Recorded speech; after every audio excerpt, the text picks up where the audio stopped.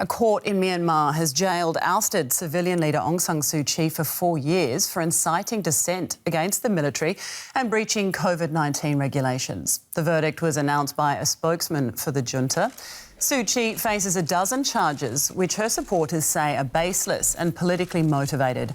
The Nobel Peace Prize laureate was detained when the generals seized control of the country last February. Myanmar has been in turmoil since the coup, paralysed by protests that escalated after a deadly crackdown by the military on its opponents. Let's get more on this from Aung San Suu Kyi, a journalist from Myanmar, currently in Bangkok. Does the verdict come as a surprise? No, this verdict doesn't come as a surprise. Aung San Suu Kyi has already spent decades in prisons because of the predecessors of the current junta. She is seen as a great threat to the ruling powers of the country at the moment, and is quite likely, considering that she is facing a dozen charges that add up to nearly 100 years in prison, that they will try to keep her out of politics for the rest of her life, using the trials as the means to do that. What do you make of this verdict and the verdicts to come?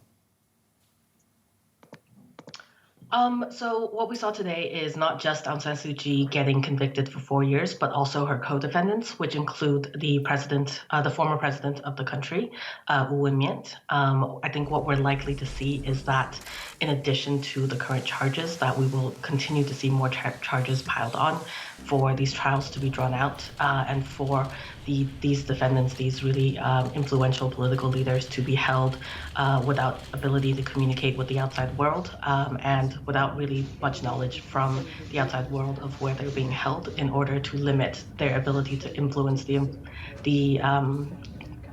political actions that are taking place in the country now. What role, if any, can Suu Kyi now play? As you say, the verdicts that are to come could see her facing 100 years in prison. What role can she play in the democracy movement now? I think she'll continue to play the role that she is currently playing at this moment. She hasn't really been able to communicate with the public, as I said earlier, but she is seen as an inspiration for many in the country, and her detention is also seen as a motivating force by many, as part of the reason for why they're resisting the junta.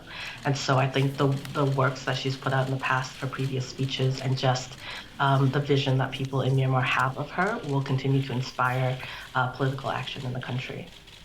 Is this a huge blow to the democracy movement, or are we likely to see this bolstering the campaign? I think this is likely to bolster the campaign. We're in a very different situation than we were in the 1990s, where Aung San Suu Kyi was really a leading figure in the exact direction that the anti-junta movement was taking.